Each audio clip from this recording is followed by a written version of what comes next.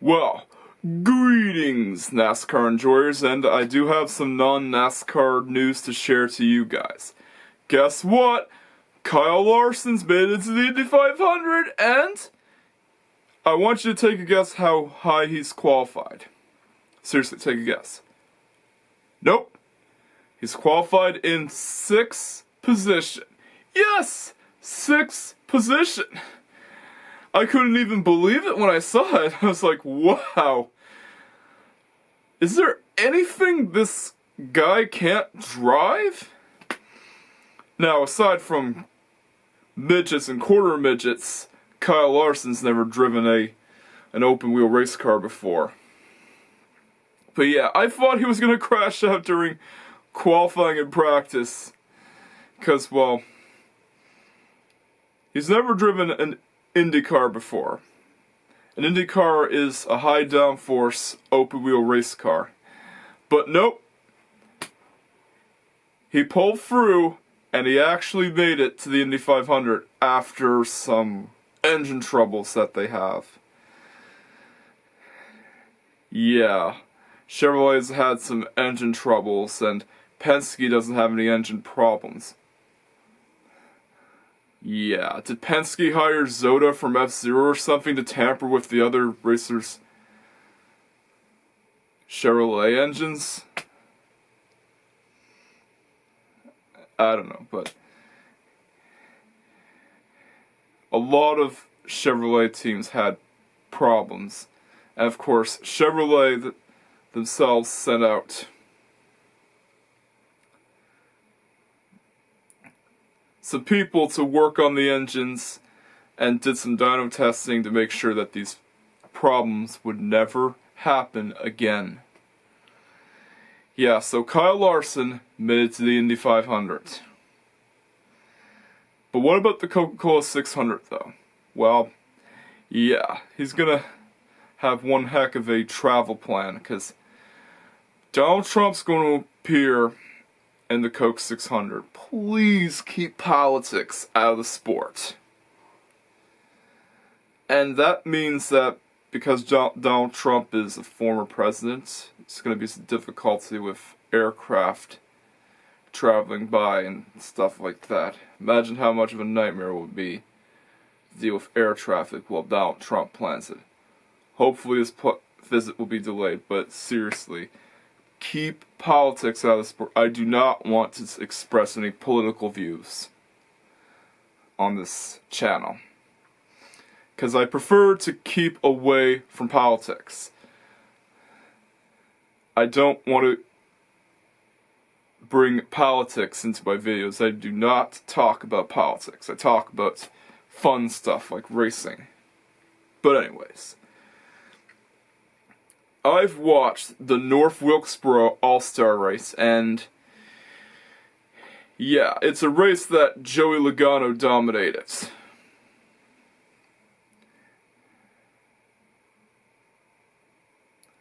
And Ty Gibbs won the All-Star Open, and that also meant that some teams had to pack up.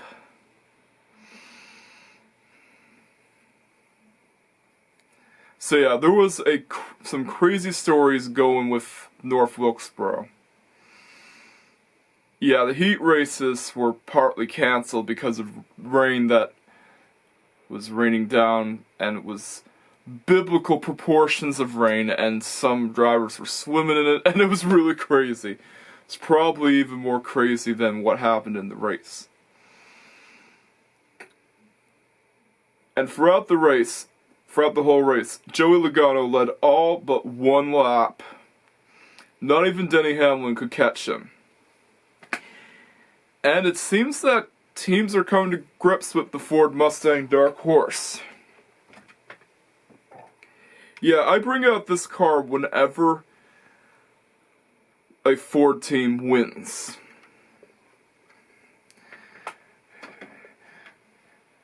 Because, well, it's basically, well, how you say it, a charm of good luck.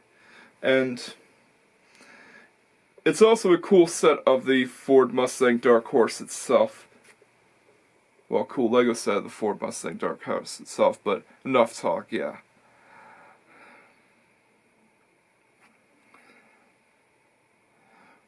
We're gonna go back to the All-Star race in my review of it. So, this is the first race where they introduced the option tire and the prime tire. Kind of like what they did in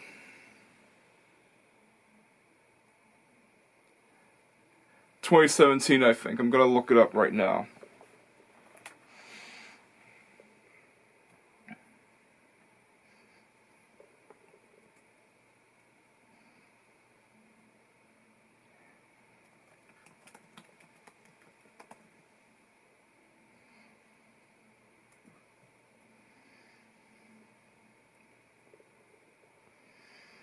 Alright, so...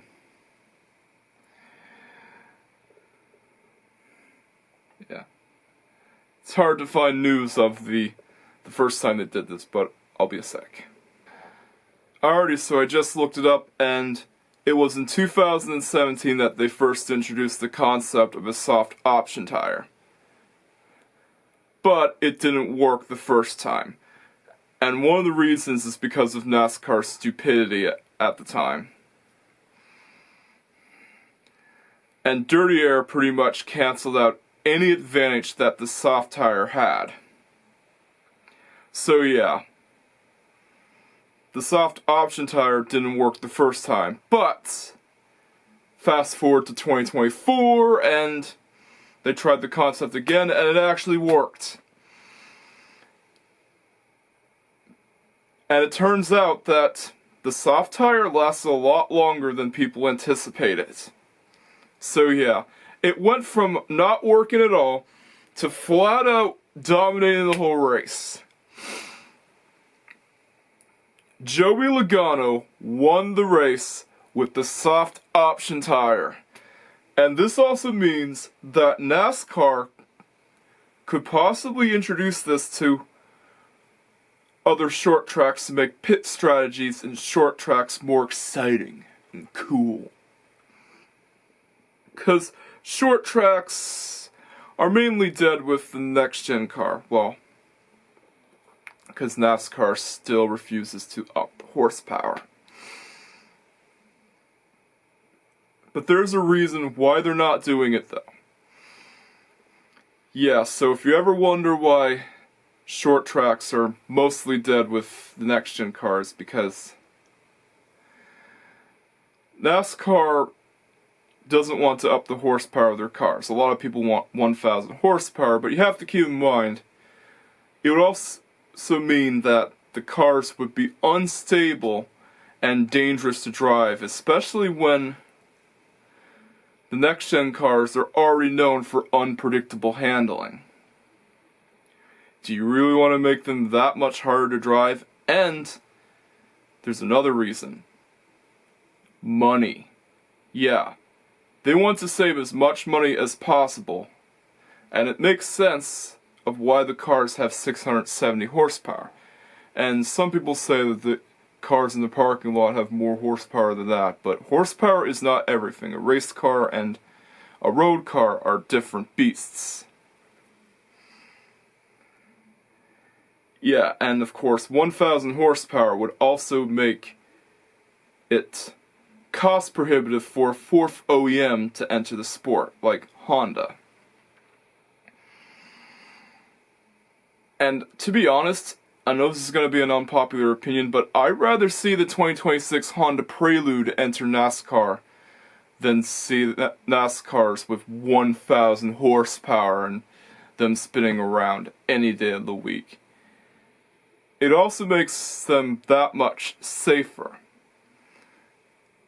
And keep in mind, in the 900 horsepower era in the 2010s, it was normal to see stock cars spin around on intermediates. And of course, they always ended up in, well, crashes. because the cars were just that hard to control with that much horsepower. So yeah, I'm glad that the next-gen cars don't have 1,000 horsepower. Yeah, I know I'm gonna get the torches and pitchforks sent down to me because NASCAR fans always want more horsepower. But I don't care that much for horsepower. Horsepower is not everything.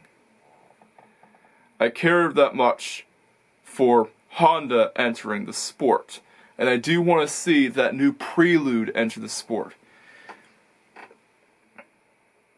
And yeah, that's why short track races were boring and, well, quote unquote, boring in the last few years. Yes, they can be fun, but if you have races like these, well, you have to find something to occupy yourself while the race goes on. And of course, Black Lives Matter, or was it the Iceberg? Can't remember since the two channels sounds similar. Said that the All-Star race was probably going to be boring, and it mostly was. But there is one light at the end of the tunnel.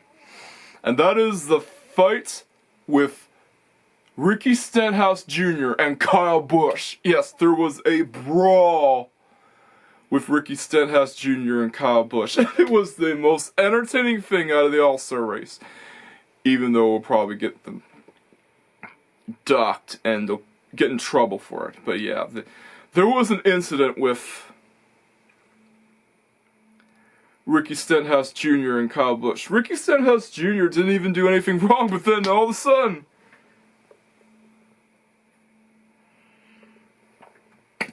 Kyle Busch went behind him and wrecked him out. My golly, that is Busch temper in a nutshell. It's no wonder why I booed at Kurt Busch and Kyle Busch back in the day. They were hotheads. Yeah, so what runs in the family, goes in the family. Yeah, so, like I said, Denny Hamlin, it looked like he was going to catch up to Joey Logano, and I was hoping he would catch up, but nope, Joey Logano was just that fast, because he's got a Penske car. And guess what? It's also the first time that Ford won the All-Star race since 1998. Yep, it's that long. Oh, and another thing. There's also some competition cautions to help on pit strategies aside from the caution that happened on the second lap. Yeah, no, NASCAR fans are not really fond of the competition cautions, but they're here for a reason.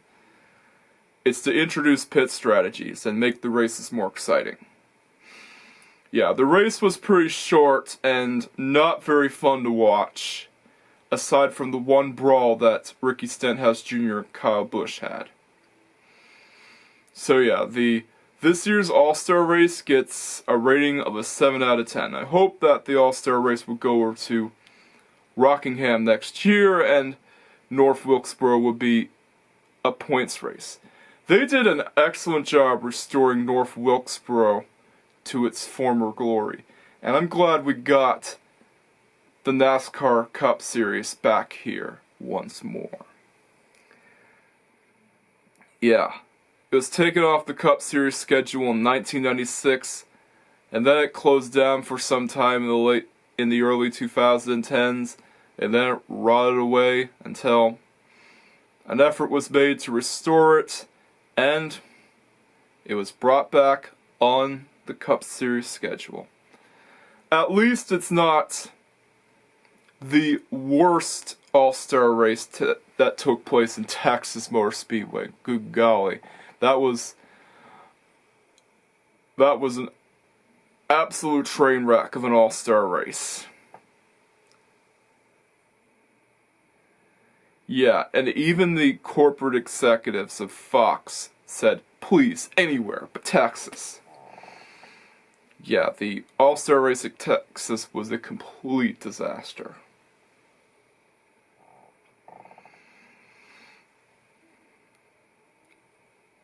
And yeah, Penske used that $1 million. Well, I'm trying to wonder what Penske's going to use that $1 million towards.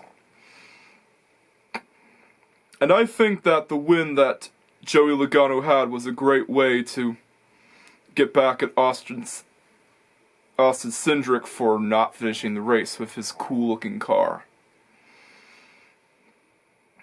Yeah, so I didn't think the All-Star race at North Wilkesboro was that fun to watch.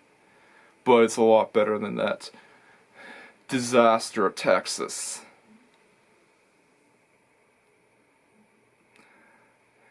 Yeah. If it wasn't for that one brawl, it would have gotten a 6 out of 10. But anyways, I'm looking forward to seeing the Coca-Cola 600. And I've actually done a ranking on All-Star paint schemes, since sometimes NASCAR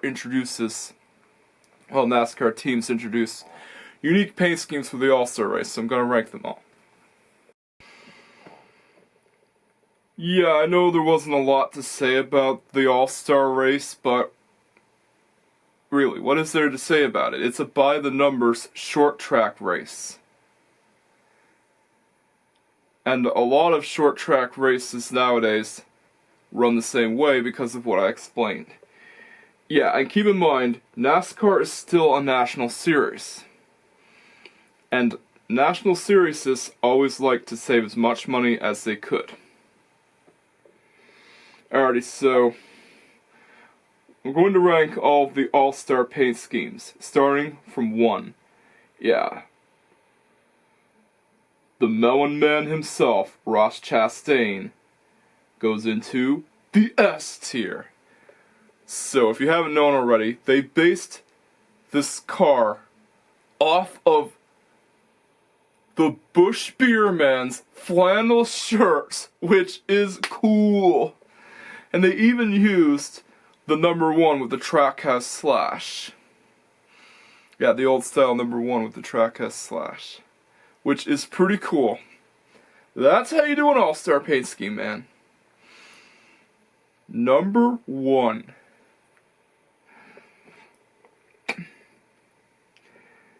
And I actually like Ross Chastain's flannel shirt paint scheme. I still wish he would have used a Budweiser paint scheme in the throwback race instead of the retro can design. Because it would have actually paid homage to Dale Earnhardt Jr.'s car, which would have been pretty cool. So yeah. I'm putting Ross Chastain's flannel shirt car in S tier because it looks really cool. It's a nice concept, and it looks less cursed than that Old Spice face car that I'm not going to show you a pic, because it just looks that cursed. And even the broadcasters said, what is that? But anyways, on to number 2. And this is the Keystone Light car that didn't finish, but gets an S tier, because it just looks great. And if you're wondering why it has the Keystone Light sponsor, it's because it's a company that's owned by the Coors company, like Miller Lite. It's not Miller Lite, but they want to change it up. Kind of like how Exalta is owned by DuPont. But yeah, it is a good old American paint scheme with a lot of good looks, and it's got the red, white, and blue. You can't go wrong with Austin Cindric's car. Number 3, I kind of wish it was based on the Coca-Cola paint scheme. But it still looks decent, going in B tier.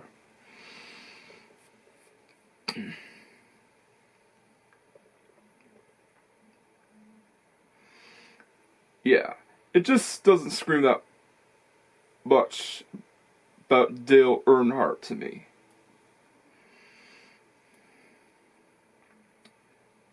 But anyways, on to number 4. And this one I do like. It kind of reminds me of...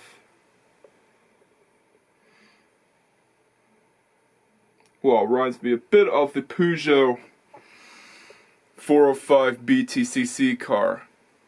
Or the Renault Laguna BTCC car, which I will show you a pic of one of them. Yeah, it looks green and... Wait a minute. It looks, actually it looks more like the Takata Dome NSX from 2008 than that car, but... Yeah, I'm putting it in A tier because it actually looks pretty cool. It doesn't have gold rims, I don't think it does, but it still reminds me of the Takata Dome NSX from 2008, which, yeah, I'll show you a pic.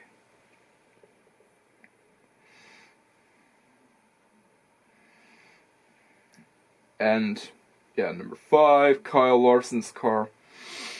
Yeah, it's an A tier, since it basically looks the same as his car that he usually uses in the other races, and it's been the same since 2022, since Chevrolet is discontinuing the Camaro this year.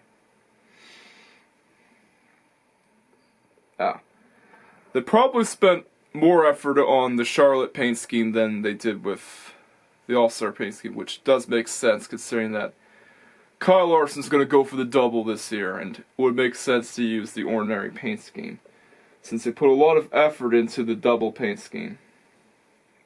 Okay, number 6, Chris Buescher. Now, where is... Oh wait, that's not Chris Buescher. Brad Keselowski, sorry. Chris Buescher's number 17. Brad Keselowski's number 6. Why do I get the two mixed up? I have no idea why. Yeah, number 6, it goes into, yeah. It goes into low A tier. Yes, I actually like it, bite me. But yes, I do like pink cars sometimes, because I've been a sucker for the Brabham BT60 and the Force India cars before they became Aston Martin. Yeah, it's pink. That's why it's going into low 8s here. Number 7. It's alright. It goes into B tier. Okay, and going to number 8, which... It's basically Kyle Busch's car from the other races, D tier.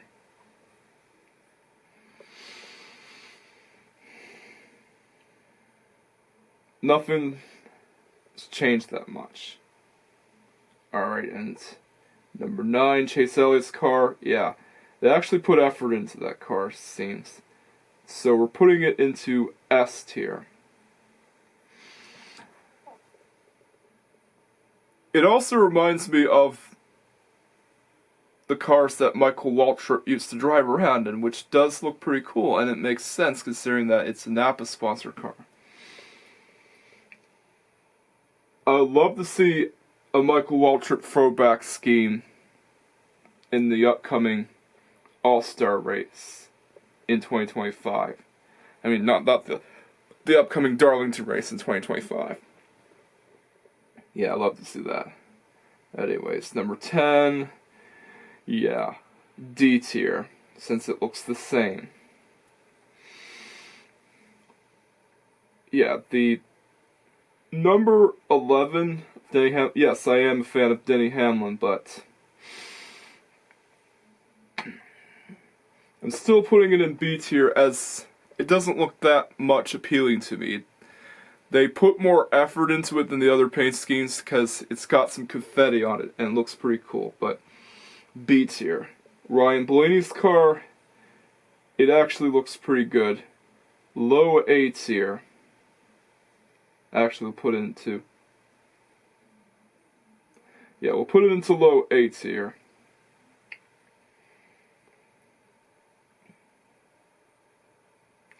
Number 14, D tier.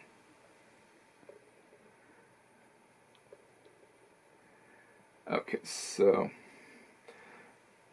that brings us to number 15, which, yeah, it's a remixed car, and it does look a lot like the Opel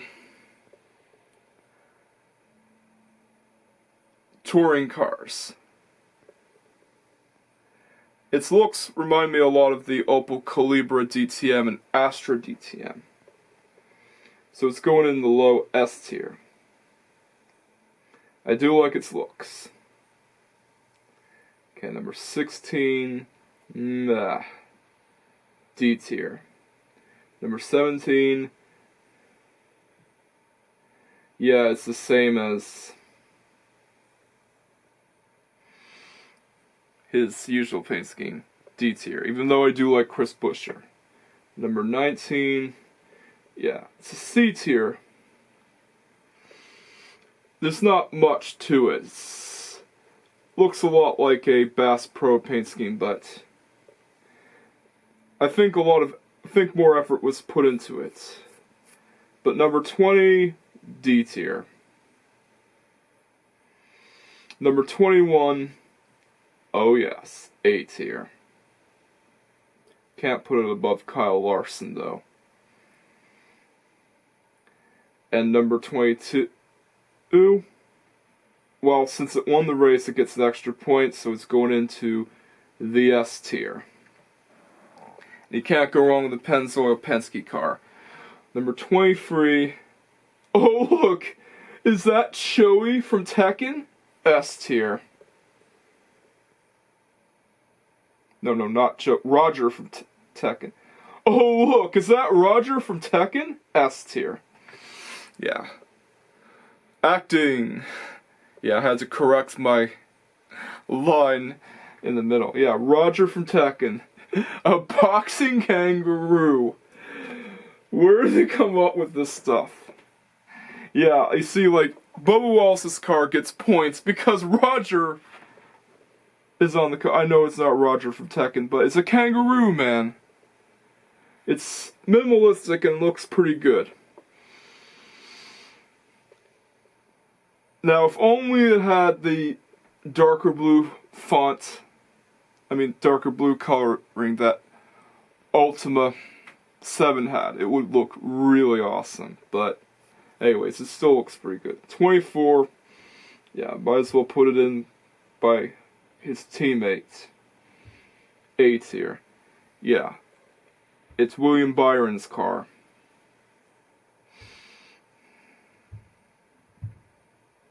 Okay, so we're trying to see. Number 31, it does remind me a bit of the old Singular Wireless sponsored cars. So I'm going to put it in A tier.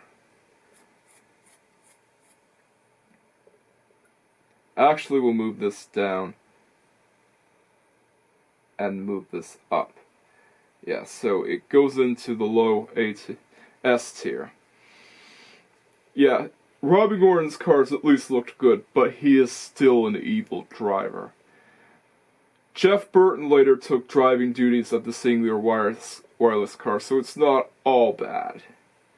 Now, the number 34, it's going in S tier because it is an all-star paint scheme with a knight on it. And it represents a baseball team that I can't remember the name of.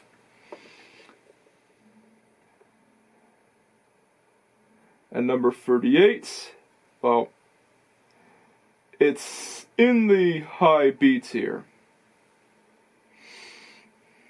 Number 41, well, C tier. Yeah, they put effort into it, but it doesn't look... Actually, we'll put it into the A tier since it looks really cool.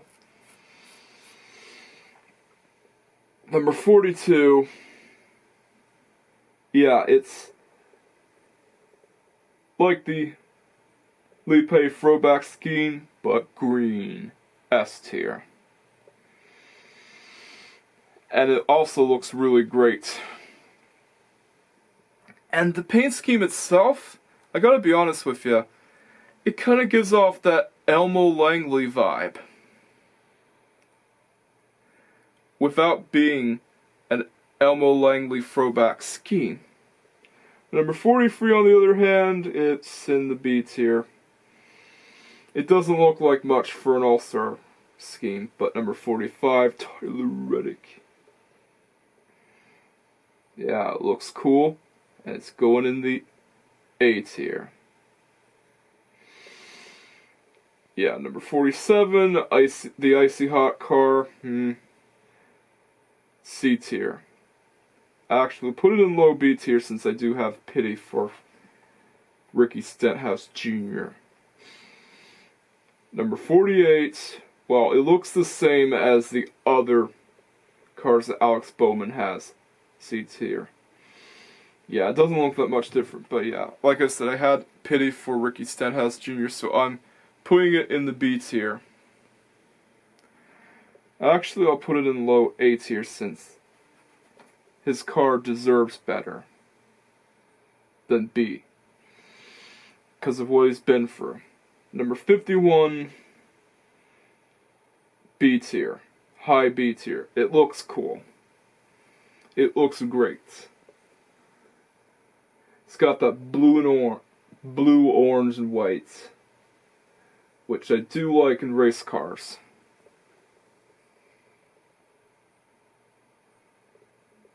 Especially Kyle Larson's Coca-Cola 600 car. Number 54, yeah, Ty Gibbs, C tier. Number 71 is also going in the B tier. Right above the number 51 car. 77, C tier. And the number 99, since it looks the same as the other one, well,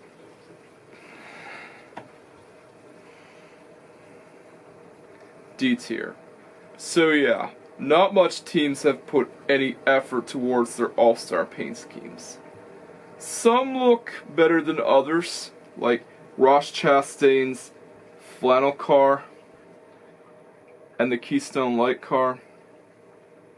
But some are pretty much like the same, like Kyle Larson's number 5 car and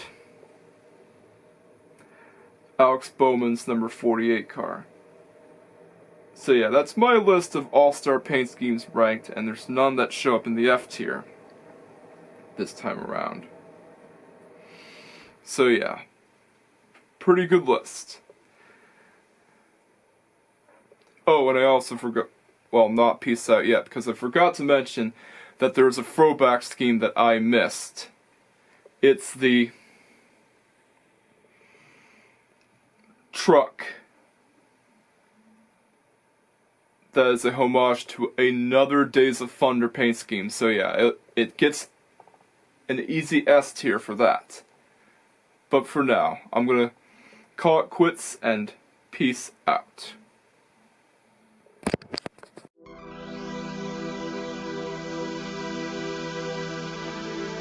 Smaller channels are at risk, and every subscriber means a lot to them.